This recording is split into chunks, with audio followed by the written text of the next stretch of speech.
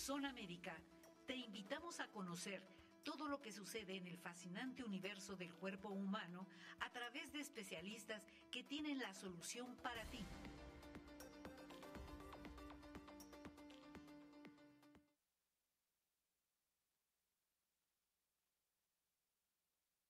Bienvenidos al mes de febrero, mes de la epilepsia, en el programa El Universo de tu Cerebro, sección Zona Médica de promoestereo.com.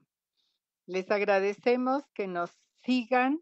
Este mes se conmemora el Día Internacional de la Epilepsia, que como todos los días que la OMS hace para hablar de enfermedades específicas, pues es muy importante justamente para dar a conocer al público en general acerca de enfermedades que a veces no se entienden muy bien, que a veces sí son muy bien identificadas como lo es la epilepsia, pero sabemos que hay mucha ignorancia respecto a muchos aspectos de la misma. Por lo tanto, hablar de epilepsia nunca está de más, siempre es necesario aclarar bien los conceptos, descartar los conceptos erróneos, decir por qué lo son y de esta forma lograr que la persona que padece epilepsia no tenga un estigma. Esto es un problema muy serio porque el estigma, que es el señalamiento o la segregación de alguna persona por alguna característica física o por algún padecimiento, ocasiona un rechazo social que hace muy difícil la vida de esta persona a pesar de que la enfermedad no lo haya tratado tan mal, porque a veces tenemos epilepsias aceptablemente controladas, pero la persona no realiza todas sus actividades justamente por esta estigmatización. La campaña mundial de este año por el Día Internacional de la Epilepsia va justamente hacia la erradicación del estigma hacia la persona con epilepsia. Y sabemos que decirle a las personas sean buenas personas, acepten a quienes tienen algún padecimiento, no es suficiente. Quienes actúan de manera impropia con quien tiene una enfermedad, lo hacen por prejuicio y por ignorancia. Entonces, una manera para erradicar el estigma es justamente dar información, hablar del padecimiento, desmitificarlo, decir qué cosas no son adecuadas en el concepto de la enfermedad y de esta forma muchas personas reflexionarán y tendrán una apertura en su conducta hacia quien padece epilepsia. Pues vamos a empezar hoy desde el principio, presentándonos primero. Soy la doctora Lilia Núñez Orozco, jefe del Servicio de Neurología del Centro Médico Nacional 20 de Noviembre del ISSSTE, y me acompaña, como en muchas otras ocasiones, el doctor Víctor Hugo Gómez Arias, quien es neurólogo formado aquí en nuestra institución y médico adscrito del servicio. Además, colaborador muy estrecho del grupo de apoyo aceptación de epilepsia que tenemos aquí albergado en nuestro hospital y que está abierto para cualquier persona que quiera recibir información a través de nuestras actividades mensuales y semanales para el apoyo a las personas con epilepsia. Muchas gracias, Vic, por estar aquí. Qué amable, como siempre. Gracias por la invitación, doctora. Y vamos a empezar a hablar con el doctor Gómez Arias. Como dije, desde el principio vamos a empezar otra vez. Aunque ya hemos platicado del tema en otras ocasiones, generalmente lo hacemos en febrero por esta conmemoración del Día Internacional de la Epilepsia. Así que el año pasado igual tuvimos una serie de programas en relación a este padecimiento y hoy no es la excepción, vamos a retomarlo y empezando desde el principio, vamos a definir primero a qué se le llama epilepsia ¿A qué se le llama crisis epiléptica? Porque a veces hay confusión con estos dos términos. ¿Y cómo se puede manifestar la epilepsia para que los doctores podamos hacer un diagnóstico clínico? Le llamamos clínico aquello que no requiere de estudios especiales, sino simplemente con la historia, con platicar con el paciente, con revisarlo, es suficiente para sospechar fuertemente un diagnóstico o para confirmarlo.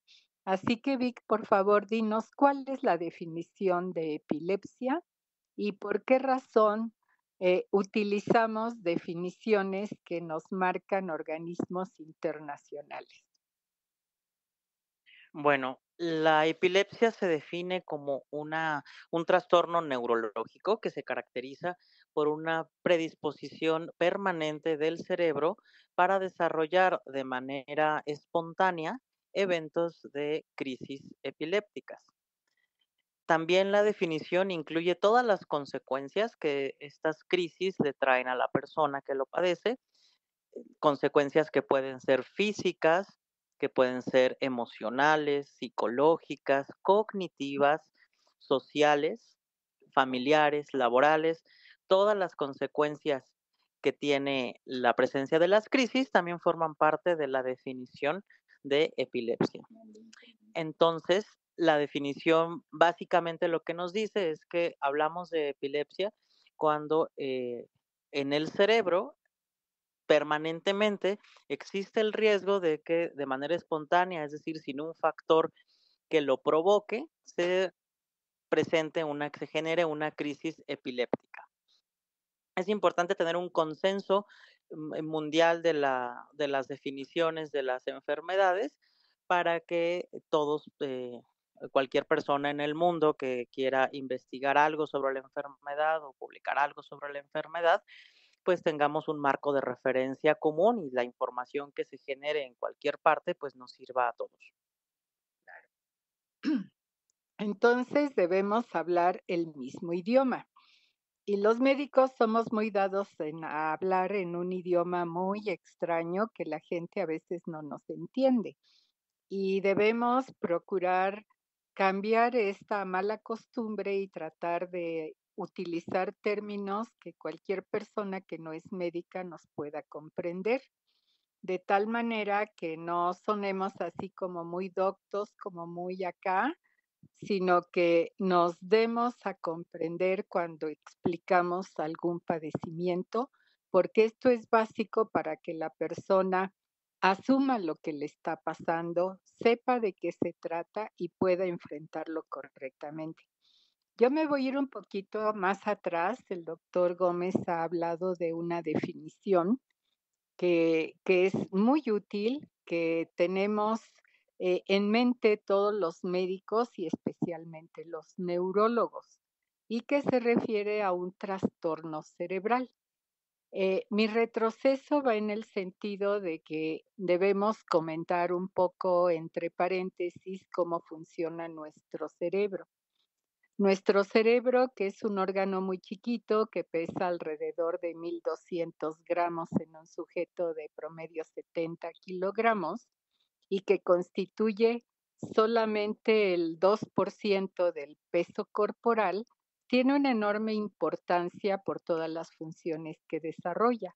El cerebro rige todas las funciones voluntarias e involuntarias que desarrollamos los seres humanos.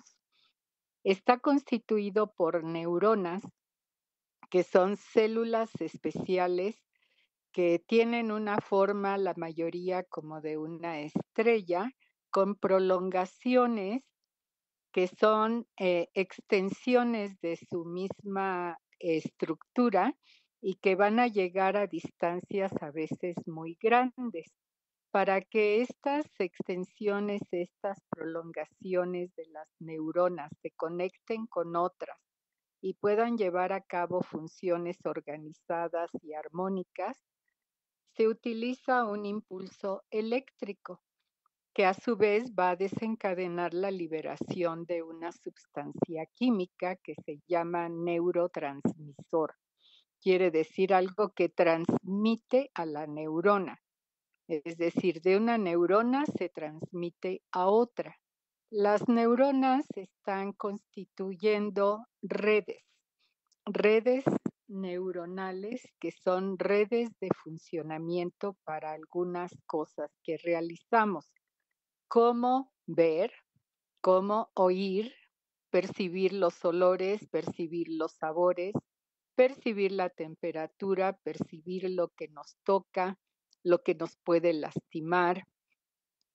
También tiene funciones en relación a los órganos internos. El cerebro rige esto y permite que funcione el tubo digestivo, que funcione el corazón, que tengamos una respiración automática, que no tengamos que estar conscientes de que hay que respirar, porque algunos tan distraídos se nos va a olvidar y entonces podemos tener allí una falla grave que nos puede llevar a morir. Entonces, sabiamente, el cerebro tiene esto de manera automática. También nos sirve para comunicarnos hacia el exterior.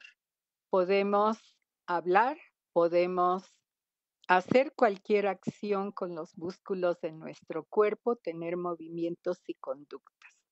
Por lo tanto, cuando tenemos algún desarreglo eléctrico, que es a lo que se refiere esta propensión para desencadenar crisis, vamos a tener una disfunción transitoria de alguna de estas redes funcionales que nos va a llevar a tener un ataque epiléptico, cuya manifestación va a tener una relación muy estrecha con el sitio donde este desarreglo se origina. Entonces, si tenemos este cortocircuito eléctrico en el cerebro, en un sitio donde controlamos el movimiento de la mano derecha, por ejemplo, la crisis va a manifestarse con un movimiento anormal de la mano derecha. Si tenemos el desarreglo eléctrico en el sitio donde recibimos lo que los ojos nos transmiten, lo que podemos ver, entonces vamos a tener una manifestación de una visión y así sucesivamente. Entonces es muy importante comprender este sustrato, esta base de la función del cerebro para poder entender las manifestaciones que puede haber en las crisis epilépticas. Hay una confusión de términos, yo les acabo de decir ahorita que se pueden confundir. Hay personas que dicen, me da mi epilepsia cada tercer día. No, la epilepsia es un padecimiento que va a tener acompañándolo en su vida. Y lo que le da cada tercer día, en este ejemplo, es un ataque epiléptico. Este encadenamiento, esta sucesión de ataques epilépticos es a lo que en su conjunto nombramos epilepsia. Y tenemos modalidades muy diversas.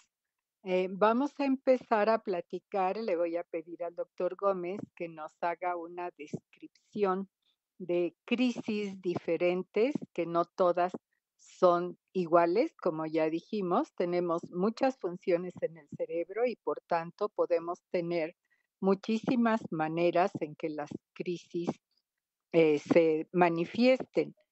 Y esto pues es un poco complicado, pero trataremos de explicarlo en general cómo es que suceden estos fenómenos de crisis epilépticas para luego comentar que con el afán de hablar el mismo idioma, a través de estos organismos internacionales que reúnen expertos en el padecimiento, pues tenemos términos que nos permiten nombrar, denominar a cada tipo de crisis. Y de esta forma, pues entendernos claramente entre médicos y también con nuestros pacientes.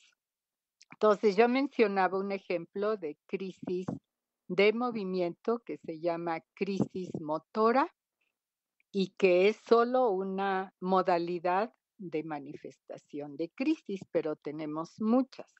Así que le pediré al doctor Gómez que nos haga una descripción de algunas de ellas y vayamos llevándolos a ustedes en este camino de entender cómo hacemos este trabajo de diagnóstico. Sí. Bueno, las crisis entonces, como ya hemos dicho, es cada uno de los eventos que ocurren en quien padece epilepsia. También se pueden presentar crisis en personas que no padecen epilepsia y que ocurre algún desequilibrio en su organismo que hace que el cerebro reaccione de esa forma, pero es algo como respuesta a alguna situación que esté ocurriendo. Si a alguien se le baja mucho el azúcar o si está severamente deshidratado, si su riñón no funciona adecuadamente, si consumió alguna sustancia muy estimulante para el cerebro, una sustancia que estimule de manera muy intensa el cerebro, todas esas serían condiciones transitorias que pueden ocasionar que el cerebro reaccione con esta actividad eléctrica anormal y tener la persona una crisis epiléptica. Y eso no significa que padezca de epilepsia. Las crisis epilépticas en general, sean por epilepsia o sean por alguno de estos desequilibrios transitorios reversibles, van a tener manifestaciones que dependen del sitio del cerebro en donde se estén originando. Entonces, hablaríamos de dos muy grandes grupos de crisis epilépticas, las crisis que llamamos focales y las crisis que llamamos generalizadas. Las crisis focales son las que anteriormente, en versiones anteriores de la clasificación de crisis, se les llamaba parciales. Todavía es un término muy difundido en la terminología médica y hay muchos médicos que se refieren todavía a ellas como crisis parciales, pero se refiere a lo mismo a lo que actualmente llamamos focales. Entonces podríamos decir que son el mismo tipo de crisis si les dicen parciales o si les dicen focales, solo que un término es el actual y el otro es el término anterior. Las crisis focales, antes llamadas parciales, son crisis que se originan en una región más específica del cerebro, en un solo lado del cerebro, en un hemisferio específico, en un área concreta del cerebro es donde se están originando. A diferencia de las crisis generalizadas, en las cuales la actividad eléctrica normal está mucho más distribuida en la corteza cerebral, a ambos lados de la corteza cerebral. Podríamos decir que es como si toda la corteza se activara al mismo tiempo. Eso no es tan exacto. Eso no es tan exacto, pero es una forma en que podemos entenderlo mejor. Los focales o parciales están en una partecita y las generalizadas podríamos decir que aparecen en toda la corteza al mismo tiempo. La corteza cerebral es la parte más superior del cerebro. Cuando nosotros vemos imágenes del cerebro, lo que vemos es su superficie que está con muchas arrugas, con muchos surcos. Esa parte es justamente a lo que le llamamos corteza cerebral. En la corteza cerebral es donde están los cuerpos de las neuronas eh, y es en donde se originan las crisis epilépticas. Las crisis focales o parciales dependerán del sitio en donde se esté originando la actividad anormal y entonces tendremos tantas variedades como funciones pueda tener el cerebro, que sabemos que son muchísimas. Entonces, vamos a hablar de las que tienen movimiento y de las que no tienen movimiento. Con base en eso, se pueden dividir las crisis focales en las que son motoras, si es que tienen movimiento, y las no motoras, si la persona no tiene movimientos. Las crisis focales motoras, es decir, cuando la persona se mueve como parte de sus manifestaciones del ataque, se originan en partes del cerebro que funcionan o que están relacionados con la función de moverse, principalmente en el lóbulo frontal, que es donde se localizan la mayoría de estas áreas. Y el movimiento puede ser de varios tipos. Puede ser que una parte del cuerpo, un lado del cuerpo o una sola extremidad se sacuda de manera rítmica con movimientos que se repiten a intervalos regulares, a lo que le llamamos movimiento clónico. A eso se refiere el clónico, a movimientos que son rítmicos. O puede ser que se contraiga de manera sostenida, ya sea que el brazo, la pierna se extienda y se quede ahí rígido durante unos segundos, y a eso le llamamos tónico. También existen crisis motoras en las cuales la persona se gira de manera involuntaria, se mueve solo, ya sea la mirada se desvía o toda la cabeza se gira hacia un lado, o incluso todo el cuerpo, todo el tronco se puede girar hacia un lado. Les llamamos crisis versivas. Y todas estas crisis tienen que ver con movimiento y se pueden originar en diversas áreas del lóbulo frontal. Tenemos otras áreas del cerebro con otras funciones. En el lóbulo occipital tenemos que funciona, sirve para procesar la información visual. Entonces, las crisis epilépticas que se originan en esas regiones del lóbulo occipital se van a manifestar con fenómenos visuales, que pueden ser muy variados también. Hay personas que ven lucecitas o ven manchas como círculos, ya sea de colores o de un solo color, que van aumentando y disminuyendo. Se parecen en algunos casos a lo que ven las personas con migraña cuando tienen estos avisos llamados auras. Se parece un poco a esto, solamente que las auras migrañosas suelen durar mucho más tiempo que una crisis epiléptica. Las crisis epilépticas son muy breves. Las auras migrañosas pueden durar hasta 1 hora, habitualmente duran más de 20 minutos las auras migrañosas, y las crisis rara vez duran más de 1 o 2 minutos. Entonces son mucho más breves. Pero también hay fenómenos visuales mucho más complejos que podemos ver o que nos refieren las personas. Esta sensación como de que los objetos se hacen pequeños, la sensación de que los objetos se hacen más grandes, que se están alejando, que se mueven en cámara lenta. Todos estos fenómenos visuales pueden ser manifestación de crisis de ese sitio. En el lóbulo parietal, que es una parte del cerebro en donde se procesa la información sensitiva, las crisis que se originan ahí pueden manifestarse con fenómenos que se sienten en el lado contrario del cuerpo, es en el brazo, en la pierna, o ir corriendo hacia lo largo de toda la mitad del cuerpo. Puede ser simplemente un hormigueo, un entumecimiento, pero también sensaciones más extrañas, como sensación de que cambia de tamaño alguna parte del cuerpo, o la sensación de que se está moviendo una extremidad que en realidad está inmóvil, sensación de no reconocer alguna parte propia del cuerpo, la mano, el brazo, sensación de frío, sensación de calor, e incluso hay algunas que pueden manifestarse con dolor.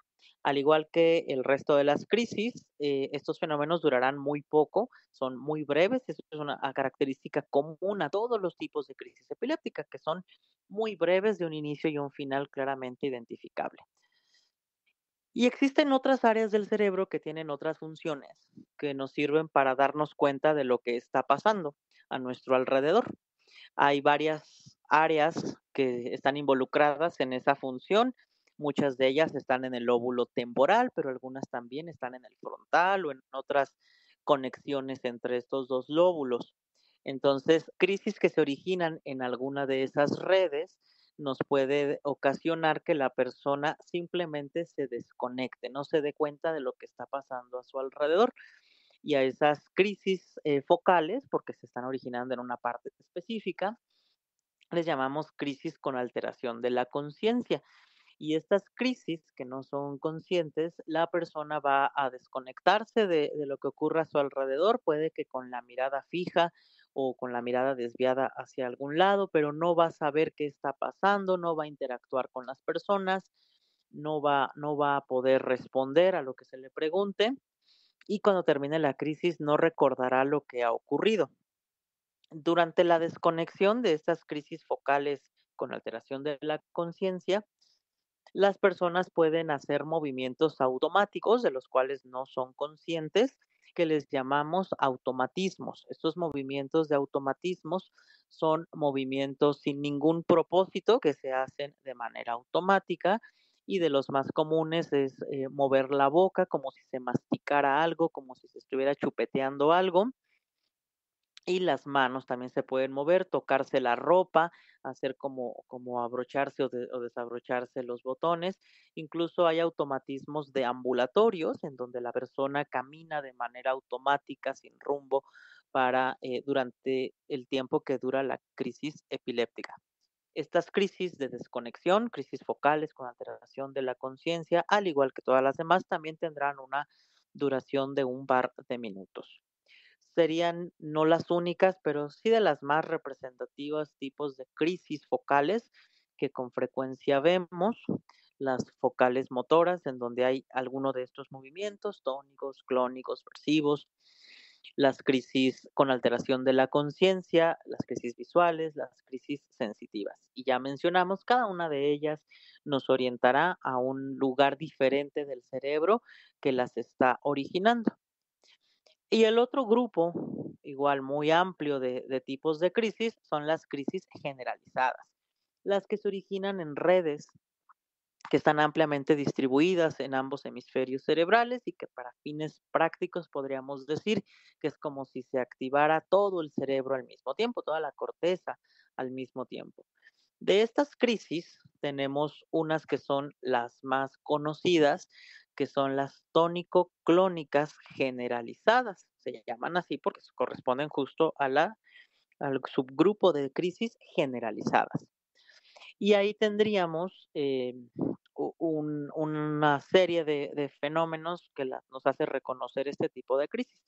Aquí los movimientos no van a ser en un solo lado del cuerpo, como ocurría en la mayoría o en muchas de las crisis focales, sino que los movimientos serán de los dos lados al mismo tiempo.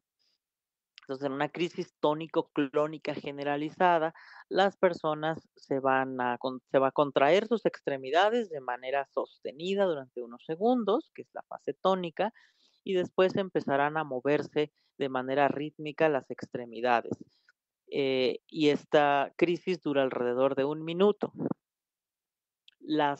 Durante las crisis tónico-clónicas generalizadas son las principales crisis en las que ocurren algunos de los fenómenos que sabemos o que asociamos nosotros con ataques epilépticos.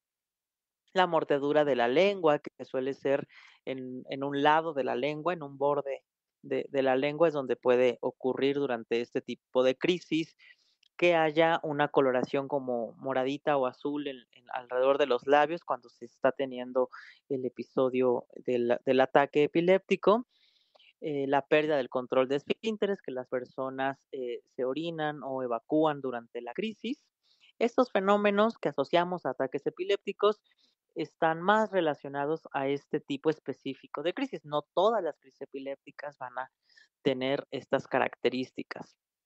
Y existen otras crisis generalizadas, como las crisis mioclónicas. En las crisis mioclónicas vamos a tener contracciones de las extremidades, pero mucho más breves. Duran muy poquito, eléctricamente duran menos de un segundo, pero es suficiente para que los brazos o las piernas se contraigan como en sacudidas violentas. Estas sacudidas no van a ser rítmicas, sino aisladas, son solamente sacudidas muy breves, como si aventaran las cosas las personas, y es a lo que corresponde a las mioclonías, que son un tipo de crisis generalizadas. Y tenemos otras crisis también muy conocidas, que son las crisis de ausencia. Las ausencias son crisis generalizadas. Muchas veces las personas les llaman ausencia a las crisis que comentamos hace un rato, que son las focales con alteración de la conciencia, porque también las personas ahí se desconectan, pero ausencia se le llama únicamente a las crisis que son generalizadas, es decir, que eléctricamente hay una activación de toda la corteza cuando la persona se desconecta. Estas son mucho más comunes en niños y las ausencias van a tener también una desconexión que es muy breve, suele ser de unos segundos nada más de duración. Lo habitual es que las personas que tienen una ausencia se queden como en pausa, se queden con como que el movimiento se queda detenido, una detención del movimiento, y es menos común que tengan los automatismos que son tan frecuentes en las crisis focales no conscientes. Aquí van a ser muy breves, habitualmente con una detención nada más del comportamiento, y la persona regresa exactamente a lo que estaba haciendo. Es decir, no hay ninguna alteración después de la conciencia, la actividad eléctrica se retoma con normalidad inmediatamente que termina la desconexión, a diferencia de las crisis focales en las cuales el cerebro tarda un poquito en recuperarse, y en esas, cuando la crisis termina, las personas pueden quedar con alguna confusión, una sensación de cansancio, una sensación de sueño, algún malestar que dura unos minutos todavía más allá de lo que duró la crisis. Este episodio, esta etapa, este lapso de tiempo que le llamamos estado posictal, que es el tiempo en el que tarda la persona en recuperarse de la crisis, no existe en las ausencias. En las ausencias los niños se recuperan inmediatamente y puede que no se den cuenta de que tuvieron una breve desconexión de unos cuantos segundos. A grandes rasgos, esos serían como los principales tipos de crisis. La tónico-clónica generalizada es la más común, pero no es la más conocida, pero no es la única. Como ya vimos, hay muchas otras. Un motivo por el cual es lo que más asociamos a epilepsia, esta crisis tónico-clónica, es porque cualquier crisis focal, las que empiezan con desconexión, las que empiezan con movimiento, con alucinaciones, con lo que sea, cualquier crisis focal puede evolucionar o progresar a una tónico-clónica. Es decir, muchas personas con crisis focales han tenido crisis tónico-clónicas también, porque es algo que puede ocurrir en una crisis focal, puede esa actividad eléctrica normal propagarse hacia toda la corteza y entonces convertirse en una tónico-clónica generalizada. Es por eso que es la más conocida y la más asociada a epilepsia, aunque no siempre empiezan así, pueden tener otro inicio, que es ya una crisis, solamente que en algunos casos esa otra crisis focal evoluciona a una tónico-clónica. Muy bien. Bueno, como acaban de escuchar, tenemos una enorme variedad de crisis que tenemos que organizar de alguna forma para poder comprender cómo están clasificadas, y por eso hacemos esto, una clasificación. La clasificación habitual es dividirlas en focales y generalizadas. Y como dijo el doctor Gómez, las focales, la mayoría tienen preservación de la conciencia, la persona se da cuenta de lo que le sucede. Muchas de ellas son sensaciones que solo la persona que las percibe no las puede decir, porque los que atestiguemos este tipo de crisis a lo mejor no le vamos a notar absolutamente nada, pero la persona nos lo va a poder decir. Estoy viendo una escena, estoy sintiendo que ya viví una situación, se me está hormigueando un brazo. Cualquiera de estas posibilidades nos pueden platicar, no todas juntas, no hay, generalmente no hay crisis que tengan todas las manifestaciones que hemos comentado de una manera simultánea. Cada quien va a tener su propia forma de presentar sus crisis de acuerdo a la función o disfunción de su cerebro. Entonces, las focales vienen con alteración, con preservación de la conciencia y con alteración de la conciencia. Son los grupos de focales. Y las generalizadas, pues todas van a tener de alguna manera alguna alteración de la conciencia, aunque sea mínima y momentánea, como en las mioclonías, pero en las mioclonías generalizadas o en las atónicas, pero la característica para diferenciar estos grupos en la clasificación es eléctrica. Se refiere a la diseminación de la actividad eléctrica alterada a o se confina a un solo sitio, un solo lado, se llama focal, o se va para todo el cerebro de manera simultánea, entonces es generalizada.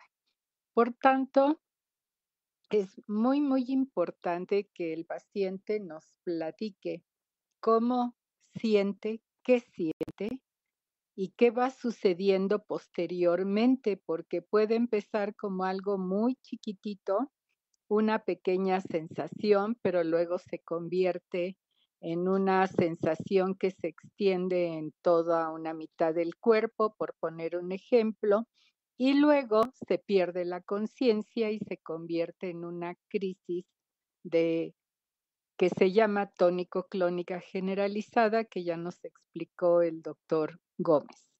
Entonces, nuestra clasificación se basa en estas características y de esta forma tenemos la clasificación de las crisis epilépticas. Como decíamos, la sucesión de crisis en la vida de una persona es lo que se llama epilepsia. Y la epilepsia como padecimiento también tiene una clasificación que tiene algunas similitudes, pero se refiere a otras características. ¿Nos platicas cómo se lleva a cabo esta clasificación de las epilepsias? Claro, la epilepsia, como ya mencionamos, es el trastorno por el cual el cerebro todo el tiempo va a estar predispuesto a que pueda presentarse de manera espontánea un ataque epiléptico. Entonces, las epilepsias se clasifican de acuerdo a dos consideraciones. La primera es muy similar a la clasificación de las crisis. La primera es en cuanto al tipo de crisis, es decir, focal o generalizada. Entonces, si la epilepsia de una persona hace que le den crisis focales, se llamará una epilepsia focal. Si el padecimiento se caracteriza por crisis generalizadas, se llamará epilepsia generalizada. Entonces, en ese sentido es muy similar. Aquí ya no aplicamos los demás términos de las crisis, si es motora, si no es motora, si es mioclónica, eso ya no es parte de lo que tenemos que decir al hablar de la epilepsia. Solamente diremos si es focal o generalizada. Y la segunda consideración para clasificar la epilepsia tiene que ver con la causa. Entonces hablaríamos de causas estructurales, si hay algo que física, mecánicamente dañó a la estructura del cerebro y por lo cual se tienen las crisis, o si la epilepsia es de causa genética, en el caso de que haya una predisposición genética para generar la epilepsia, o si se tiene antecedentes de una epilepsia ya conocida en la familia, por ejemplo, hablaríamos ya de una epilepsia genética. Y la tercera posibilidad son las epilepsias de causa desconocida, es decir, en quienes no se tiene certeza de que sea una causa genética, pero tampoco se tiene ninguna evidencia de lesiones en el cerebro que justifiquen la presencia de las crisis y la presencia de la epilepsia. Entonces, tendríamos estos grupos, las epilepsias estructurales, las epilepsias genéticas y las epilepsias de causa desconocida, que son más o menos el 20% de las epilepsias son de causa desconocida, no se establece qué fue lo que originó el problema. Las causas estructurales son muy variadas, dependen de si el cerebro ha tenido alguna agresión, algún daño. De las causas más comunes estructurales tenemos daño por un traumatismo, por ejemplo, por un golpe en la cabeza, habitualmente un golpe fuerte. Los golpes ligeros o banales no tienen necesariamente que producir este problema, pero los Traumas craneoencefálicos más severos, los que implican una fractura en el cráneo, la formación de un coágulo dentro del cerebro, dentro del cráneo, la necesidad de haber hecho algún procedimiento quirúrgico para removerlo, todos esos son factores que favorecen que ese cerebro que tuvo este daño posteriormente desarrolle epilepsia como consecuencia del traumatismo.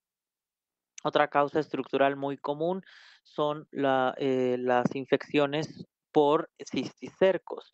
La neurocisticercosis, que es la presencia de estos organismos, microorganismos llamados cisticercos en el cerebro, también es una causa común de crisis epilépticas y de epilepsia, de que se genere una predisposición permanente para desarrollar las crisis. Son comunes también en ciertos grupos de edad las causas vasculares, la, las hemorragias, los sangrados en el cerebro, los infartos del cerebro, son motivo por el cual se pueda generar un daño permanente que se manifieste por epilepsia, por crisis recurrentes. Tenemos otras causas, estas serían como las más comunes, pero tenemos otras que también vemos con cierta frecuencia. En los niños muy pequeños, por ejemplo, que tuvieron algún problema al momento del nacimiento, que hubo alguna falta de oxígeno al nacer, eso también puede ocasionar un daño cerebral que será variable y que puede tener muchas consecuencias y entre ellas una de las consecuencias de la hipoxia al momento del nacimiento es la epilepsia, es la generación de crisis. También hay niños que no por algún problema al nacimiento, sino que por una malformación al momento de su desarrollo, su cerebro no se forma adecuadamente, no se forma bien la corteza cerebral, no se forma bien alguna de las partes, alguno de los lóbulos, y eso puede ocasionar también que esa área del cerebro que no se formó bien tenga neuronas anormales y estas neuronas anormales pues generen un proceso eléctrico que lleve a la epilepsia, ¿no? Entonces, estas malformaciones, la falta de oxígeno al nacer, traumatismos, infecciones como la neurocisticercosis, que es de las más comunes. Cualquier otra infección, aunque sean menos comunes, también puede producir crisis. Bueno, las personas que tuvieron meningitis, las personas que tuvieron encefalitis, es muy común que también desarrollen epilepsia como una consecuencia. Y las causas vasculares son de las principales. Otro grupo de causas que también merece ser mencionado porque puede ocurrir a muchas edades son los tumores cerebrales. Los tumores cerebrales también pueden alterar la estructura de la corteza y desarrollarse epilepsia. Entonces son muy variadas las crisis, las causas de la epilepsia por las que una persona puede desarrollar epilepsia y como vemos son situaciones que pueden ocurrir en cualquier momento de la vida. No son las mismas causas en las que pensamos cuando se inicia con las crisis en una etapa muy temprana, cuando se inicia en la juventud, a cuando se inicia en la vejez, pero a cualquier edad existen causas que pueden hacer que se inicie con epilepsia en cualquier momento de la vida.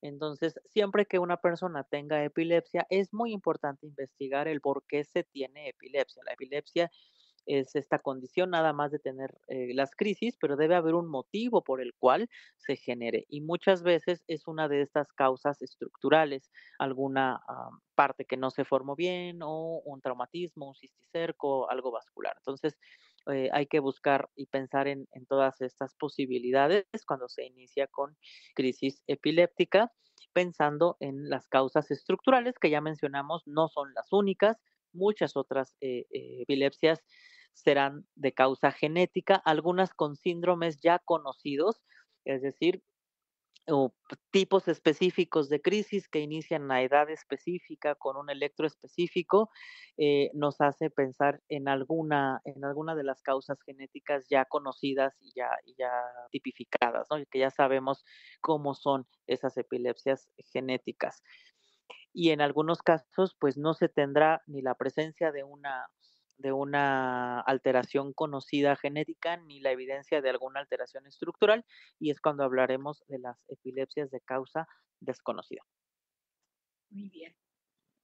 Bueno, pues como ven, el problema es muy amplio, es un poquito complejo, complicado y requiere de mucha información para que el médico que atiende a alguien que tiene epilepsia pueda llevar a cabo un diagnóstico preciso, preciso del tipo de crisis y realizar estudios complementarios que nos ayuden a terminar con un diagnóstico, incluida la causa del problema, si es que se puede determinar.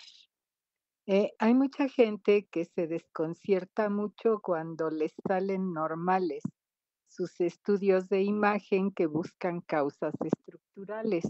Entonces dice, si eso me salió normal, entonces no tengo epilepsia. No, no es así. Tenemos epilepsia de causa no identificada o de una causa no estructural que puede ser genética o puede ser autoinmune o puede ser secuela de una infección o cualquier otra cosa. Pero la epilepsia existe porque existen los ataques epilépticos y el desarreglo eléctrico del que hablábamos, que es el cortocircuito que cada vez que ocurre produce un ataque epiléptico. Bueno, ya mencionó el doctor Gómez que esto puede suceder a cualquier edad. Mucha gente se sorprende de oír que los bebés recién nacidos pueden tener epilepsia o que los ancianos puedan tener epilepsia. Y la verdad es que ocurre epilepsia en cualquier momento de la vida y lo único que requerimos para tener epilepsia es tener cerebro y que al cerebro le ocurra algo que nos provoque este problema. Esto de aquí nos iríamos a algo que no hemos mencionado, que es la frecuencia con que ocurre la epilepsia en una población. Y tenemos algunas informaciones al respecto, no tan firmes y claras como quisiéramos, porque a veces hay mucha dificultad para que la gente, por la estigmatización de que hablábamos en un principio, por la ignorancia o por el desconocimiento de lo que les está pasando, no consideran tener este problema. Y por tanto, el ir a preguntar casa por casa, como podría hacerse en un momento dado un estudio, pues muchas veces la gente no nos va a decir si no le hacemos preguntas correctas y por tanto tenemos un poquito eh, las cuentas no tan precisas como todos quisiéramos, pero sí se sabe en muchos sitios del mundo y todo lo que se ha escrito al respecto sí nos hablan de cifras. ¿Qué tan frecuente, qué tan serio es tener epilepsia? Claro, individualmente es muy serio, pero si la cantidad de personas con epilepsia que existen hacen que esto sea un problema de salud pública. Sí está considerado un problema de salud pública, aproximadamente un 2% de la población padece de epilepsia mundial. Entonces, bueno, en nuestro país, pues existirán alrededor de 2 millones de personas con la enfermedad, de personas con epilepsia. Entonces, el que se considere un problema de salud pública radica desde luego en la cantidad de personas que están afectadas, pero también radica en las necesidades de atención que estas personas tienen. Y esta atención es diversa. Requerimos, desde luego, médicos especialistas para atender esto, que no somos muchos, y necesitamos una capacitación a los médicos de primer contacto para que puedan detectar el problema tempranamente, hacer un diagnóstico lo más preciso posible y dar el tratamiento más apropiado. Esto no es fácil porque los programas de las escuelas de medicina no le dan tanto tiempo a hablar sobre problemas neurológicos y como son muchos, tenemos también un tiempo limitado para hablar de epilepsia. Así que de allí ya tenemos un problema.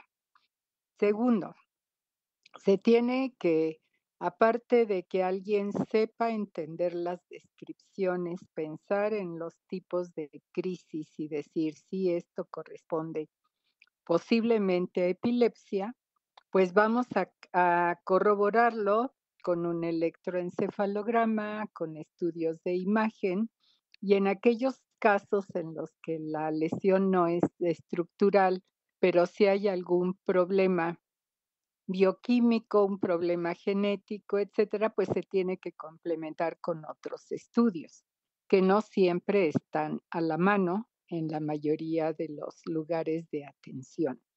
Así que esto es parte de la dificultad que hace que esto sea un problema de salud pública. Y luego viene algo que vamos a hablar un poquito más adelante, que es qué vamos a hacer con estas personas para que puedan controlarse, para que les dejen de dar ataques y puedan desarrollar todas sus capacidades en el ámbito social a donde se vayan a desenvolver. Así que el problema es bastante serio. No es la pandemia, pero sí es un problema que tenemos constante en las poblaciones de todo el mundo y que van a sufrir de consecuencias que ya comentó el doctor Gómez. Consecuencias físicas en el mismo cerebro, se hace un círculo vicioso, algo pasó en el cerebro, se producen estos cortocircuitos, se produce la epilepsia y esto puede modificar la estructura y la función del cerebro. Puede haber repercusiones en las capacidades intelectuales, puede haber repercusiones psicológicas que prácticamente todos los pacientes tienen por la angustia de tener crisis, por la situación de contar con este diagnóstico, el tener algunos cambios en su estilo de vida de las personas y las consecuencias sociales de discriminación y rechazo de que hablábamos en un principio. Así que el problema es multifacético, pero es, como dijimos, un problema de salud pública que se debe de atender de la manera más apropiada. Y tratamos de ayudar, pues, con estas capacitaciones a los médicos de primer contacto, a los estudiantes de medicina, desde luego, que antes que alguna especialidad van a ser médicos generales de primer contacto, que sepan detectar esto, enviar a las personas que no puedan resolverles sus problemas con los especialistas y los especialistas mantenernos actualizados en todas las novedades de diagnóstico y tratamiento con que empezamos a contar en todo el mundo. Así que el platicar con ustedes es otra parte importante que nos ayuda, porque quienes nos están oyendo, si detectan en sí mismos o en quienes estén cerca que algo está sucediéndoles de una manera similar por un breve lapso de pocos segundos o no más de 2 a 3 minutos y se repite de una manera similar en tiempos diferentes, aunque no sean ataques de caerse y ponerse tieso y sacudirse, estas manifestaciones con un patrón específico de corta duración y que se repiten de manera similar en el tiempo pudiera ser un tipo de epilepsia y hay que buscar ayuda médica para detectarlo, confirmarlo y tratarlo si es que lo amerita o tranquilizar a la persona y decirle, pues no es falsa alarma, no podemos reunir los criterios para el diagnóstico de crisis epilépticas y buscamos alguna otra explicación para lo que les esté ocurriendo. Pero sí es importante buscar la ayuda médica y vuelvo a repetir, es muy importante que ante una situación de un fenómeno que sucede bruscamente, que dura pocos segundos o no más de 3 minutos y que la persona se recupera su estado previo y esto repite en tiempos impredecibles, eso puede ser epilepsia y hay que buscar que alguien les corrobore o les descarte el diagnóstico para no incurrir en errores de tratamiento. Tan malo es tratar como epilepsia algo que no lo es, como dejar pasar como algo que no es y si es epilepsia y amerita un tratamiento. Así que estamos tratando de contribuir a ayudar a las personas con epilepsia dándoles información para que lo detecten en sí mismos, en su familia, para que ubiquen cómo son los tipos de crisis y le ayuden también al médico a hacer mejor su diagnóstico para después continuar con un tratamiento apropiado. Entonces, pues sí es un problema serio por las repercusiones que tiene. Algunos tienen repercusiones mayores que pudiéramos llamar catastróficas, otros no y tienen mucha facilidad para tener un control, que por fortuna es en la mayoría de los casos. Vamos a dejar por hoy esta primera parte del tema, donde ya hablamos de la definición, las características, la clasificación de las crisis epilépticas y de las epilepsias y les hacemos un llamado a ser muy observadores y si no tienen mucho esta capacidad de observación porque luego nos entra el susto, la alarma, la necesidad de buscar una ayuda o lo que sea, por favor, si la persona tiene cambios en su conducta, se cae al suelo, se convulsiona con movimientos exagerados eh, de las 4 extremidades, por favor, grábenlo. Utilicen la cámara de su teléfono y graben la crisis, que eso va a ser de enorme utilidad al médico con la finalidad de poder determinar si el fenómeno es una crisis epiléptica o no lo es, y si sí es, cuál es el tipo de crisis de la que estamos hablando, ¿no?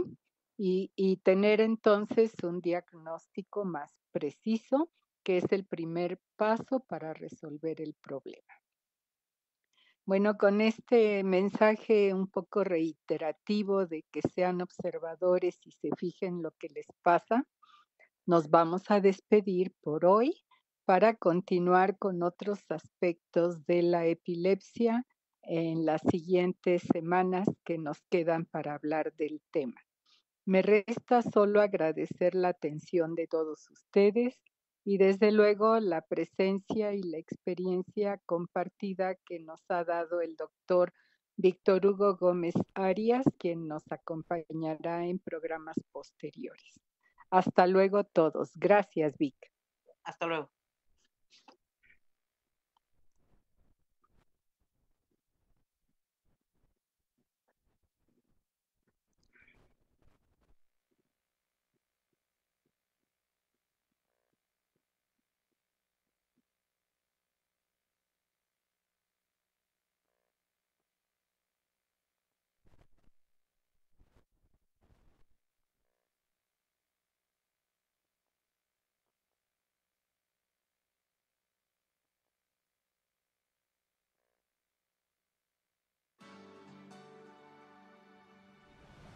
Hasta aquí con la información. Los esperamos la próxima semana. Kenia, ya se olvidó de nosotros. Zona Médica tiene la solución. Hola. Zona Médica.